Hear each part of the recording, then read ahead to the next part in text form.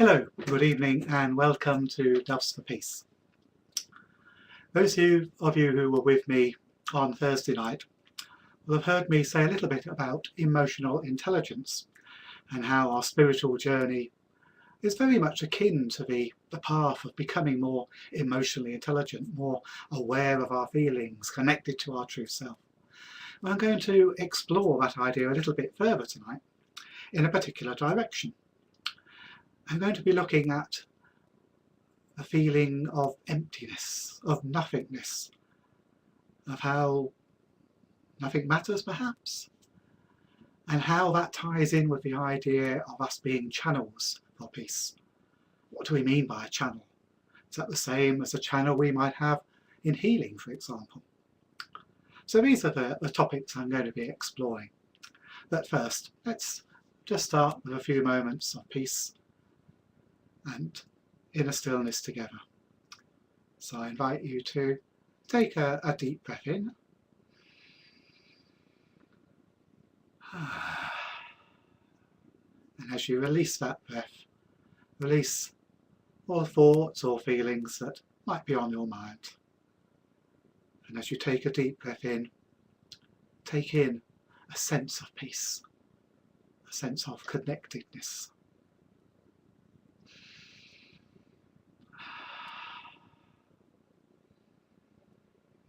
Breathe in a sense of peace, of connectedness into the love of life. And breathe out any other thoughts or feelings that might be getting you down or disconnecting you from the present moment.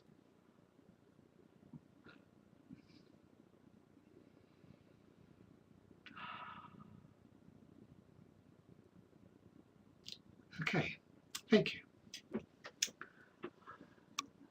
So, nothingness.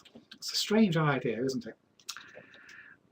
I guess I first started exploring this idea in some depth when I was doing my PhD research. And one of the people I was encouraged to look at, my supervisor, was a German philosopher by the name of Martin Heidegger. Now, Heidegger is notoriously difficult to understand, and certainly from a conscious point of view, I struggled with him. But I found that if I just read and allowed myself to tune into him, that I could feel what he was getting at. I could read between the lines. And when I heard that he had this mountain up in the Bavarian Hill Mountains, where he would go to reflect and where he would often find his philosophical nuggets, I began to resonate with him even more. And one of his ideas, he talks about being in the world, not just being human in isolation, but the idea that we can only be our true self when we are engaging in life, when we are engaging with the world around us, when we are being true to ourselves within the world. And he also had this idea that real being is not about having preconceived ideas and straining to reach goals or even seeking something, but it's about being present, being in a moment, and allowing our true self, the depth of life, to manifest in the present moment. And I'm sure there's a lot of modern quantum physicists and deep science from that angle, which says something very similar. But it's all to do with probability, it's all to do with manifesting the potential of any given moment. Without nothingness, where can you manifest it? So these were the ideas that I was exploring and trying to get to grips with as I was doing my research. It was then really made me smile when a few days ago, when I was preparing for this broadcast, I was looking at my famous Annam Cara, John O'Donoghue, and I opened it a page or two before the ones I was intending to use, and I read this: possibility is the secret heart of creativity. Martin Heidegger speaks about the ontological priority of possibility. At the deepest level of being, possibility is both mother and transfigured destination of what we call events and facts. This quiet and secret world of the eternal is the soul. Love is the nature of the soul. When we love and allow ourselves to be loved, we begin more and more to inhabit the kingdom of the eternal. Fear changes into courage, emptiness becomes plenitude, and distance becomes intimacy. So all the ideas that I was going to speak about are in just that brief passage from this Celtic spirituality. And it just highlights what I have found since I've been seeking what truth, reality, being fulfilled is all about. That whether you're looking in continental philosophy, whether you're looking in Celtic spirituality, whether you're looking in neuroscience, time and time the same ideas come to us. And the one I'm exploring tonight is this idea that nothingness, emptiness, isn't a lack of, it's the potential from which anything can occur. It's a potential for us to manifest who we truly are deep down, what our sole purpose in life is.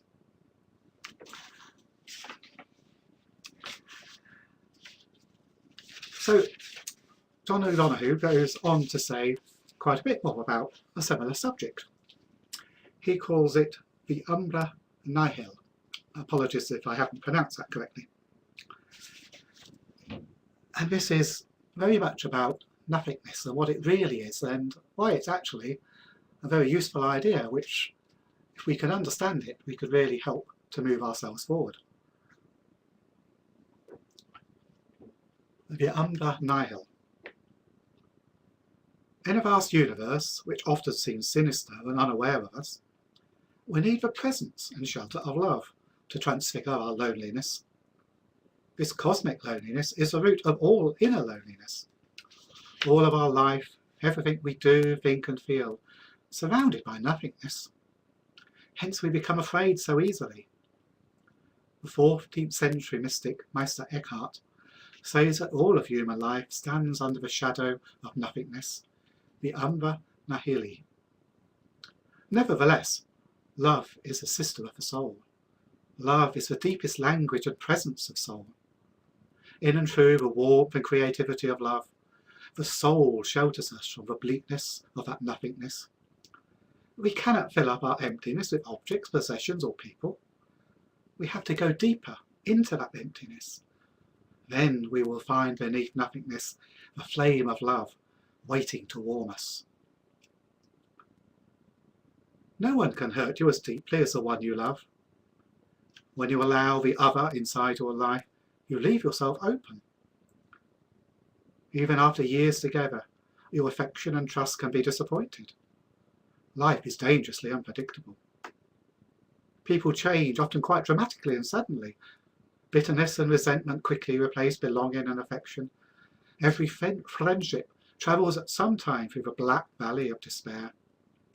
This tests every aspect of your affection. You lose the attraction and the magic. Your sense of each other darkens and your presence is sore. If you can come through this time, it can purify your love. Falsify and need will fall away. It will bring you onto new ground where affection can grow again.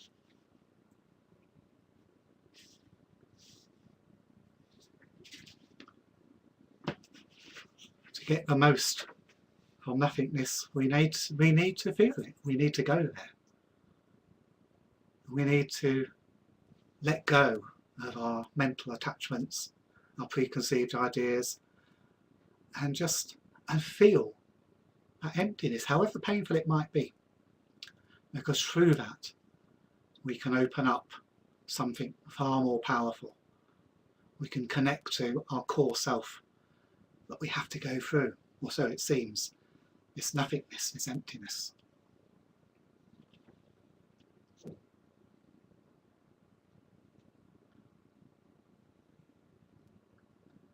And this process of facing the emptiness, of feeling it, is part of the process of forgiving, of healing. And sometimes we feel empty because we've lost our old ideas, our bad habits. Surely that's good. And I can certainly relate to that on quite a few occasions when I've been doing some very deep healing and recognising that some of my times of pain have been because I've been attached to ideas which I need to let go of. And so I've done some deep healing, usually using Reiki. And as I've let go of what I thought were important ideas, I felt this deep emptiness within inside me. And yet I realised that in feeling that emptiness, I was grieving for the bad habits, the conditioned ideas that I had been holding on to. And that this feeling of emptiness was actually a precursor to actually enjoying not just the emptiness but the nothingness for which anything is possible.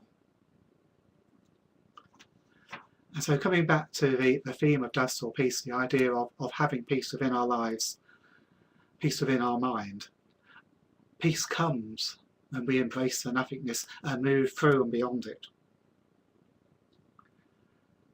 And sometimes as we accept those things that we cannot change, and we become compassionate towards people with other views, for example, even faceless organisations like Google, as I was saying last time, then we can feel that peace and not be afraid of the emptiness and nothingness.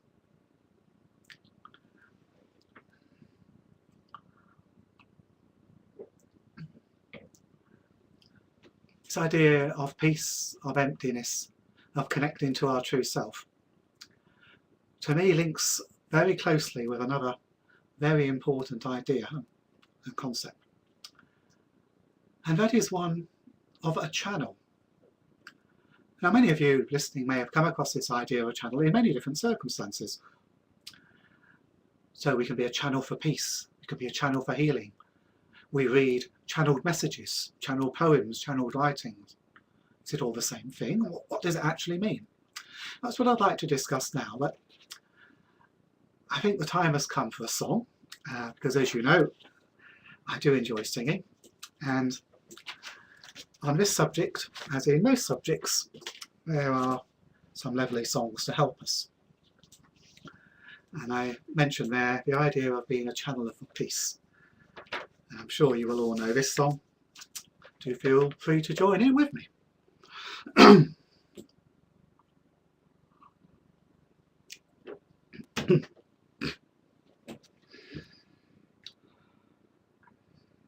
Make me a channel of your peace. Where there is hatred, let me bring your love. Where there is injury, your pardon, Lord. And where there's doubt, true faith in you. O Master, grant that I may never seek so much to be consoled as to console, to be understood as to understand, to be loved as to love with all my soul. Make me a channel of your peace. Where there's despair, let light, let me bring hope. Where there is darkness, only light.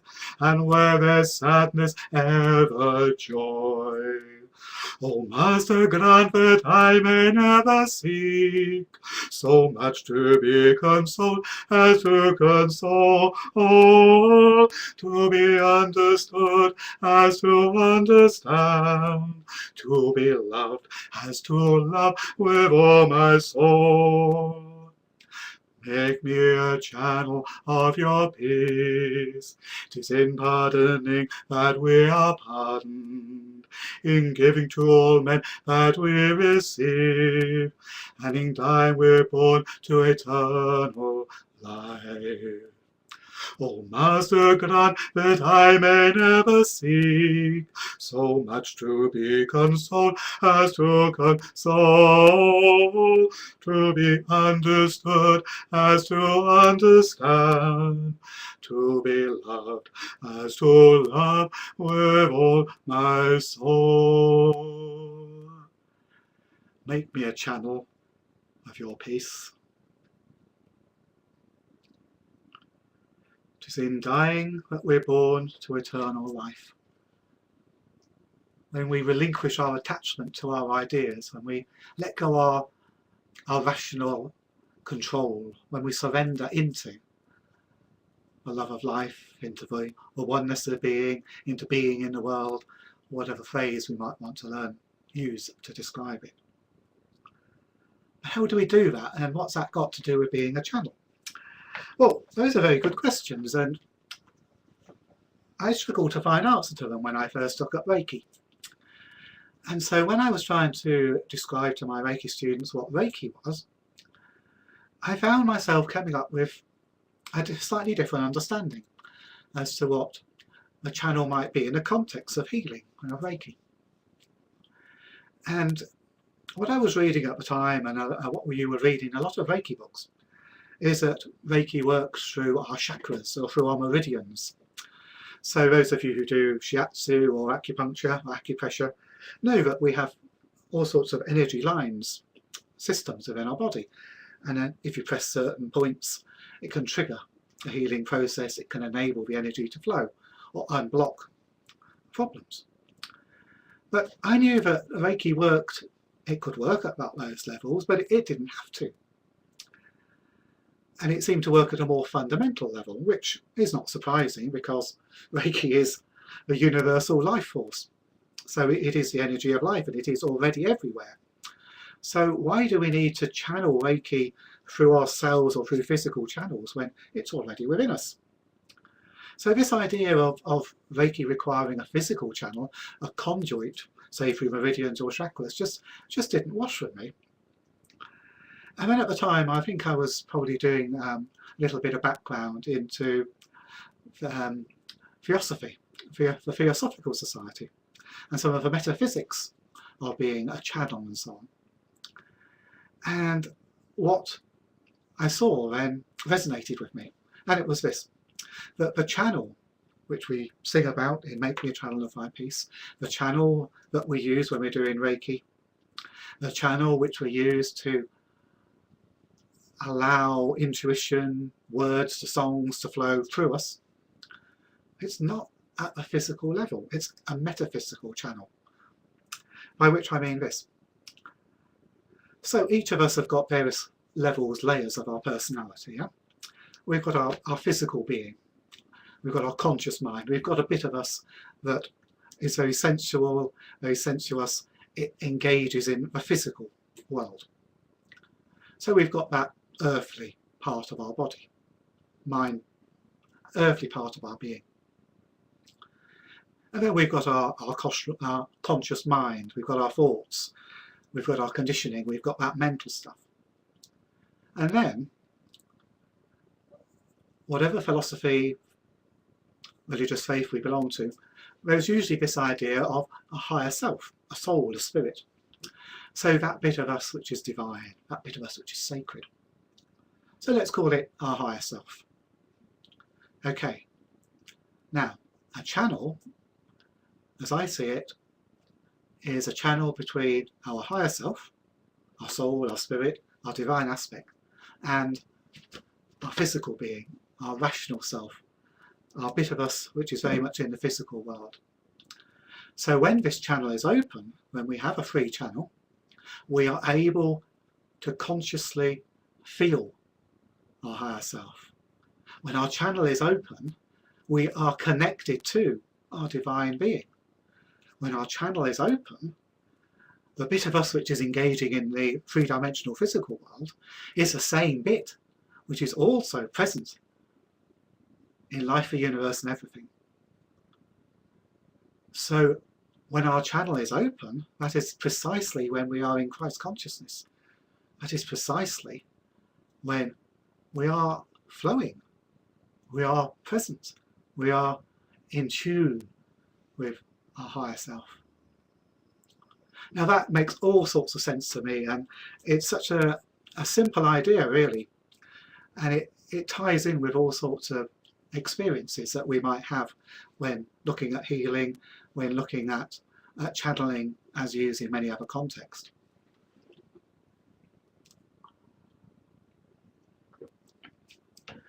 Okay, so if that's what a channel is, Thus, when we're doing Reiki, when we're praying, when we're meditating, then our physical self, our conscious mind, is in tune with, in the flow of our higher self. Brilliant. But what stops that? We are no longer present when our conscious mind gets in the way. The channel is blocked when our ifs and our buts, our fears, our preconceptions, our beliefs, all that stuff gets in the way. That's what blocks us.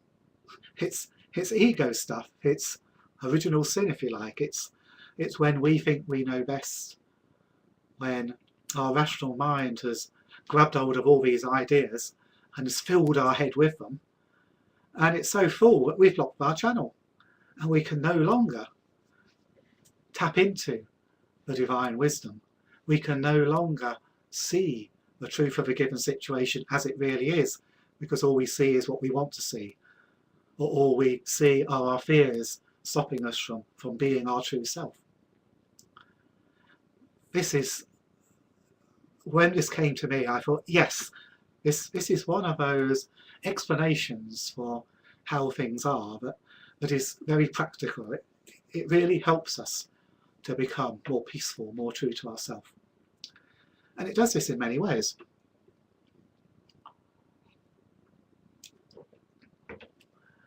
So say, for example, we find ourselves getting angry or annoyed by something. From a Reiki perspective, we would then say to ourselves, just for today, I will not anger. Just for today, I will not worry. And we'll begin to look at, why am I getting angry? What's going on here? And if we are honest and open with ourselves, and we're doing our self-healing with Reiki, or our prayer or our meditation, we will probably find some old habit. We'll probably find some bit of conditioning. Then, if we recognise that old habit, be it one of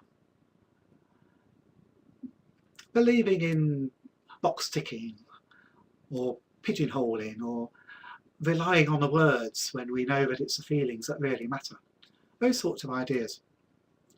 Once we know that they are actually holding us back, then when we do our healing, when we do our prayer, our meditation, gradually we can dissolve away those beliefs, that conditioning, the fears associated with it. And as we zap away that conditioning, so we open up our channel. So we become more connected to who we really are, to our divine sense of self.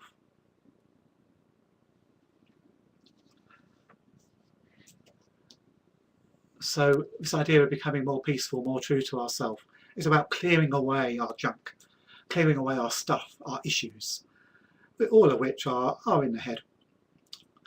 They're things that, through no fault of our own often, we've become attached to, we've been taught, rather than being encouraged to tune in, to be aware and to know through this higher connection, through having the channel open. And this comes back to the other idea of the feeling of emptiness. So if the channel is clear and the channel is flowing, we're feeling connected.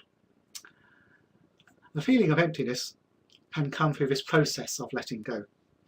And it ties in with another idea I came across some years ago and used in my thesis. And some of you may have heard of Kubler-Ross.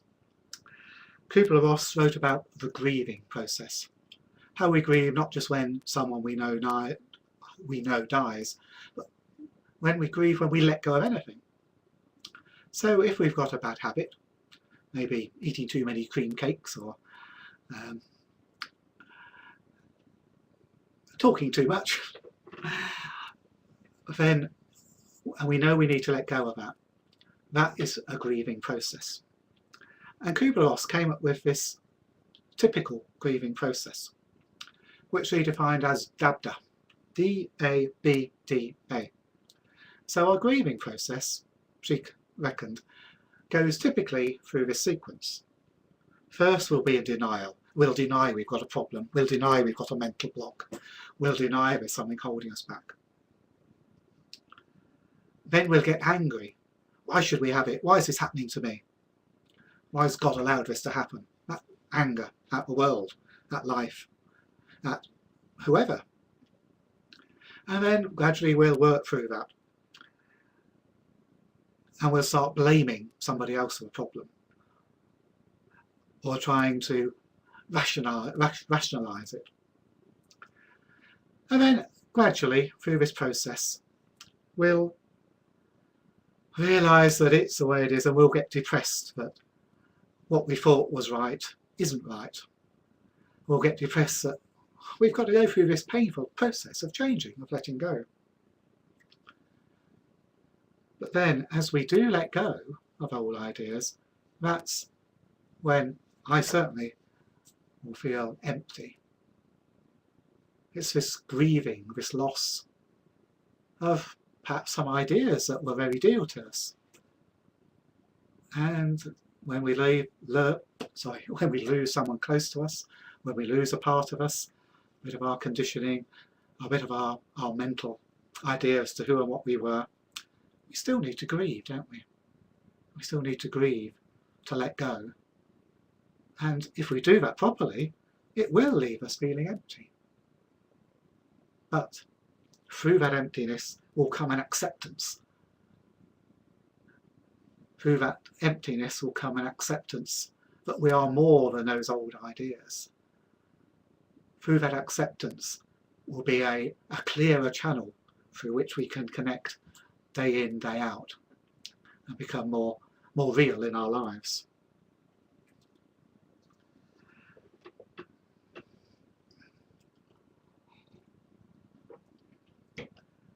So either way, whether we look upon it that nothingness is this unmanifest potential from which anything is possible, if we look upon it that nothingness is the empty channel through which we can flow, if we look upon it that nothingness is an emptiness, which means we've let go of things we need to let go of, but actually nothingness, the feeling of emptiness, is actually a very useful thing to go to. Okay, cue another song. This is another song where the words "nothing really matters" are key. Now, some of you may know this song. I doubt if I can do it justice because so few people can follow Freddie Mercury.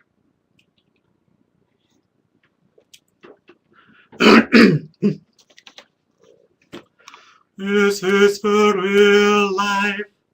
Is this just fantasy? Caught in a landslide, no escape from reality. Open your eyes, look up to the skies and see.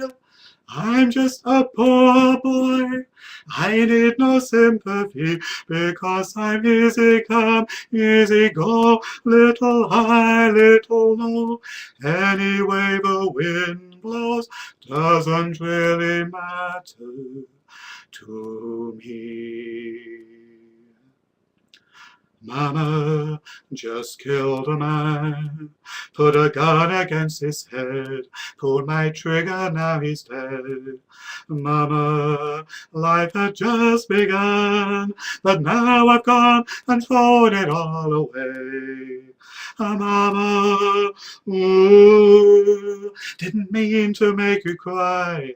If I'm not back again this time tomorrow, carry on, as if nothing really matters. Too late, my time has come, sends shivers down my spine, body's aching all the time. Goodbye everybody, I've got to go, gotta leave you all behind and face the truth. Mama, ooh, I don't wanna die, I sometimes wish I'd never been born at all. Oh, oh, nothing really matters, nothing really matters to me. nothing really matters. In emptiness, in the huge potential of the vast unknown, in God's love, and we can feel that divine connection, nothing else matters. We can let go of our attachments, feel connected, feel whole, feel true, to feel peace.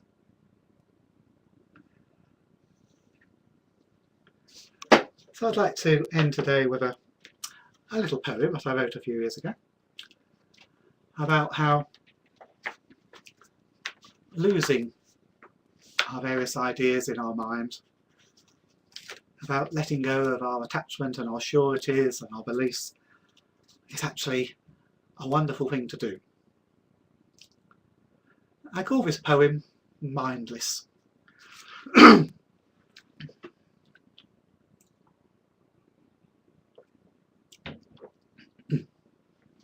I'm losing my mind, I'm glad to say. I'm not here to stay. Conscious mind, it ups and goes from top of head to tip of toes. Now the I is naught yet all, from cosmos large to neutron small. Memories that fade and die, leaving me free of thoughts that lie. Now a clear channel for love and light, honest and true, clean and bright. Beliefs expunged, models replaced. Miracles happen when fear is faced. Content to just let life be. My mind, your mind, our mind, free. Blockages zapped, knots untied, rising above the wounded pride. Joy and zest can now come through. To me, to life, the world, to you. I'm losing my mind, I'm glad to say. Now at last it's had its day.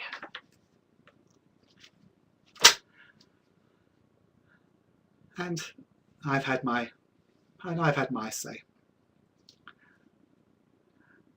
I'll be around for the next 5 or 10 minutes if any of you have any comments, questions to ask on any of the subjects I've been covering, on peace, on Reiki, on emptiness, on channels.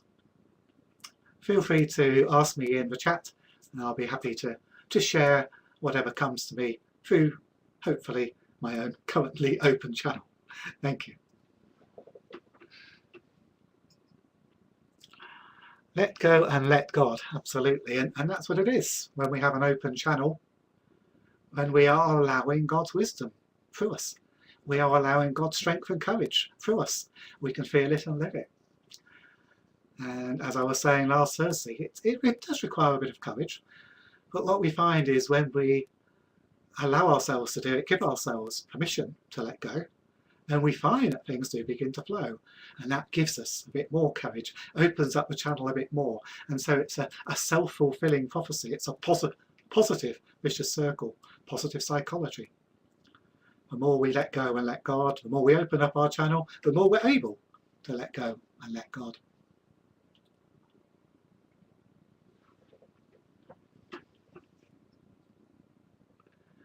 Right, that's a good question. Starlight. Thank you. So Starlight asks, with Reiki, after being attuned many years ago, do we need to be reattuned to reap the benefits? The simple answer is no. Once we're attuned to Reiki, that channel, that ability to connect with Reiki is always open. We can't lose it. It's naturally part of us. But what can happen is that if we haven't been practicing Reiki, if we haven't been doing some other spiritual practice, then the channel can get blocked. And so, yeah, we feel stuck. We find it more difficult to get into Reiki mode and allow that energy to flow. What I would suggest you do is, if, I don't know where you are, but if you can find other Reiki people to share with, and give each other a Reiki treatment, you'll find that will re-energize you. Certainly any of my Reiki students who are near me, or indeed nowadays I do Reiki online, so I do attunements via Skype. I am happy if someone has been some years since they were attuned to do a reattunement, if you like. So it's not necessary, but it can certainly help us to get this channel open, to get it flowing. Teresa, yes. So I hope does that give you an answer, Teresa? So you don't need to, but there's certainly no harm in being reattuned. And the other thing I found is that sometimes if you get an attunement from a different master, then you'll be opened up to a different facet of the energy. And also to talk about Reiki with people, to talk about healing, to talk about the channel and where our blocks are. It will help you to become aware as to where your particular blocks might be, and that will help you to zap through them and move on from them. But the other comment I'd make was if perhaps you were attuned and you did first degree Reiki, perhaps now might be a suitable time to do the next level, Reiki 2. And so that will again give you more attunements, it will give you Reiki symbols, and that will help you to get to grips with your own channel and what might be blocking it, and help that attunement to come back to life so you can feel the benefits of Reiki. Okay, so if you've done first and second degree, then maybe it's time to take Reiki Masters. Again, just a thought. This is an ongoing process, whether we stick to Reiki, whether we do other forms of opening up, whether we take an emotional intelligence path, whether we take a more specifically religious path. It's all about opening up our channel in a way I've been describing, as to becoming aware of what our blocks are, to using our Reiki or other practice to help us to break through them. Oh right, well you did it in 2001. So yeah, it's been a long time since you've done it, and I would guess you could probably use a refresher. Again, I don't know where you are or if you have those in your area. I haven't done them recently, but I used to do Reiki refreshers, which I found really useful for people like yourself. And the idea is just to meet with other Reiki people in this case, just to share that Reiki will help you to get back into the swing of it, to feel it again. And as you feel it and as you do it, that will help you to get the channels opening up.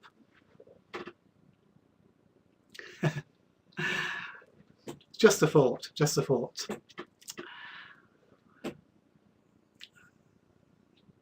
And there are many ways of opening up this channel, many ways of feeling this connection.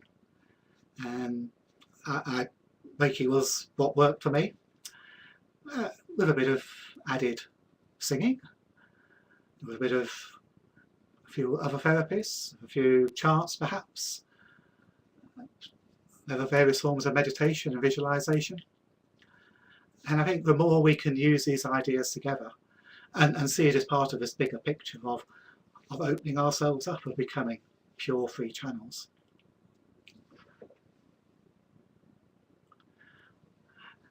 Yes, and what's wonderful is that we can now do Reiki and many of these courses online. It's, as you're seeing me now, then yeah, I can do my course pretty much as well online, speaking to you from a webcam or through Skype and email and chat rooms, as if you were in the same room as me.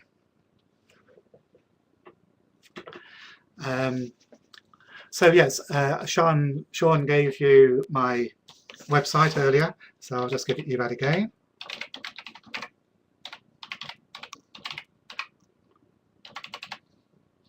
So onereality.co.uk, and on there you'll see where I am and the Reiki courses I run, both locally in North Wales and online.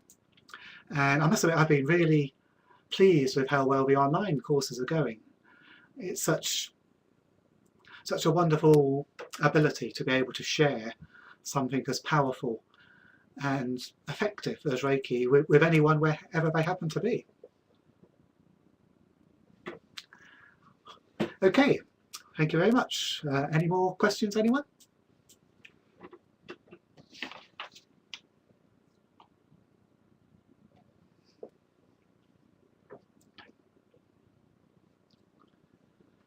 Okay, let's just share a few minutes silence and peace and I bless you with clear channels for peace, for joy, for wisdom. Thank you.